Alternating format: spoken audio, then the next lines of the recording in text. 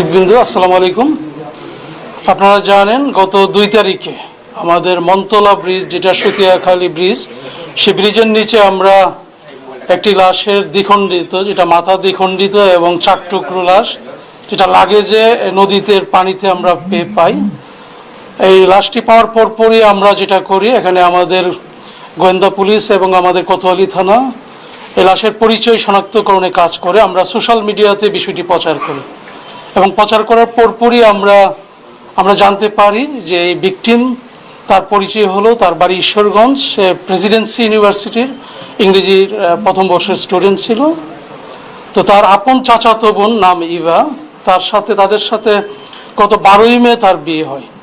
তো এই চাচাতো বোনের পূর্বে আরেকটি বিয়ে হয় আনুমানিক 3 বছর পূর্বে। তো এই বিয়ের যে পরবর্তীতে যে ভিকটিম ডিসিজড, যে আমাদের সৌরভের সাথে যে বিয়ের বিষয়টা গোপনে হয় ঢাকায়, সেই বিয়ের বিষয়টি মেয়ের পরিবার, ইভার পরিবার এটা ভালোভাবে মেনে নেয়নি। ইভার পিতা নাম হলো ইলিয়াস, যিনি একজন এক্স আর্মি পার্সন ছিলেন। তো উনি বিষয়টি ভালোভাবে নেননি, ওনার পরিবারও বিষয়টি ভালোভাবে নেননি। তো গত 2 তারিখের 1 তারিখ সন্ধ্যায় ঢাকা থেকে ডিসিজড সৌরভ ময়মনসিংহে আসেন। আসার পরে ইলিয়াসের যে ছেলে, এখানে 10ম শ্রেণীর ছাত্র মৃদুল, তাকে ফোন দিয়ে বাসায় ডেকে আনার পরেই তারা পূর্ব পরিকল্পনা মাফিক, এখানে মূলত আমরা প্রাথমিকভাবে জানতে পেরেছি, এখানে যে চাচা বা শ্বশুর যাই বলি না কেন, ইলিয়াস এবং তার শ্যালক আহাদুজ্জামান ফারুক, দুইজন মিলিতভাবে প্রথমে একটা এখানে গোয়ালকান্দি তাদের যে বাসা, সে বাসাতে প্রথমে তাকে মাথায় ছুরি দিয়ে আঘাত করে তাকে হত্যা করার পরে তাদের বাথরুমে লাশটাকে ফেলে রাখা হয়।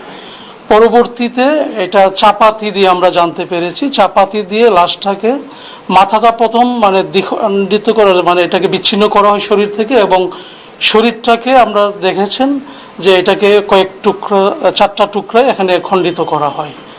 এবং এই কাজে আমরা যেটা প্রাথমিকভাবে জানতে পেরেছি, এখানে ইলিয়াস এবং তার শ্যালক ফারুক, এই দুইজন প্রাথমিকভাবে এই কাজটা করেছে মর্মে জানতে পারে।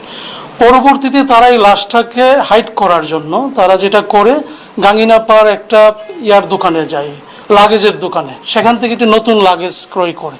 আমরা এই লাগেজের ওই দোকানের আমরা সন্ধান পাই, ওই দিনই পেয়ে ওই দোকানের আমরা সিসিটিভি ফুটেজ বিশ্লেষণ করে আমরা দেখতে পাই যে শ্বশুর এবং ফারুক, ইলিয়াস এবং ফারুক দুইজনেই লাগেজ কিনতে গিয়েছিল আনুমানিক রাত্রে, এটা 1 তারিখ রাত 8টার দিকে, আনুমানিক রাত 8টার দিকে।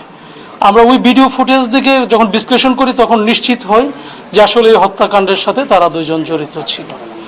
এবং আমরা তৎপ্রেক্ষিতে আমাদের ডিবি এবং কোতোয়ালি তারা যৌথভাবে অপারেশন পরিচালনা করে আমরা গত রাত্রে একজনকে ফারুককে ঢাকা থেকে গ্রেপ্তার করি, এবং তারই তথ্যের ভিত্তিতে আমরা যে মূল যে আসামি, যে শ্বশুর বা ডিসিস্টের যে চাচা, তাকে আমরা দুবাউরা একদম সীমান্তবর্তী একটা এলাকা থেকে গত রাত্রে গ্রেপ্তার করতে সমর্থ।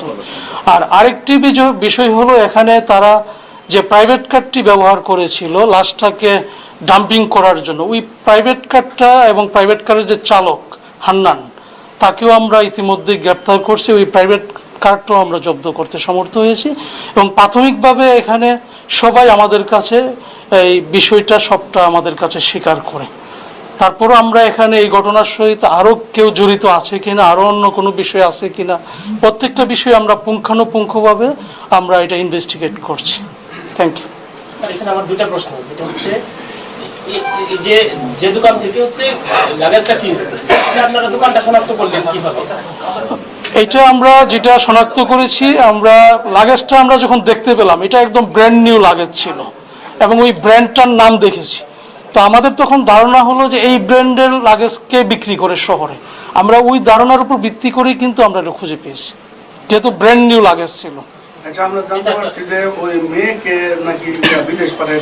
সঠিক, এটা আমরা গত 12ই মে ঢাকায় তাদের যে বিয়েটা হয়, এবং এই বিয়ের খবরটা যখন জানতে পারে ইলিয়াস সাহেব, তখন তার মেয়েকে গত 16ই মে কানাডাতে পড়াশোনার স্টাডি ভিসায় পাঠিয়ে দেয়।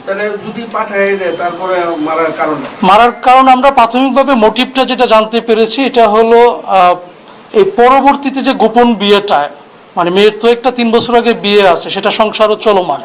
তো এরপরে আরেকটা যে সে গোপন বিয়ে হয়েছে পরিবারের অমতে, এই বিষয়টা তারা ভালোভাবে নিতে পারেনি। এই জন্য ছেলেকে বা বাতিজা যে ছেলেকে ডিসিস্টকে সে হুমকিও আছে, হুমকির রেকর্ডও আমাদের কাছে রয়েছে যে তাকে জীবনে শেষ করে ফেলবে, তাকে দেখে নিবে, এরকম মর্মে তাকে হুমকি দিয়েছে। মেয়েটার বিয়ে 3 বছর আগেই হয়েছে। আব্রাহাম নামে একজন, সে কানাডায় এখন কানাডায় পড়াশোনা করে, স্টুডেন্ট ভিসায় সে কানাডাতে পড়াশোনা করছে। জি, প্রেমটা আমরা যেটা জানতে পেরেছি এটা হলো, যেহেতু স্বামী কানাডায় বসবাস করে এই স্টুডেন্ট ভিসায় মানে সে পড়াশোনা করতে গিয়েছে, এর পরবর্তীতে হয়তো এটা সম্পর্কটা তাদের ডেভেলপ করে থাকতে পারে।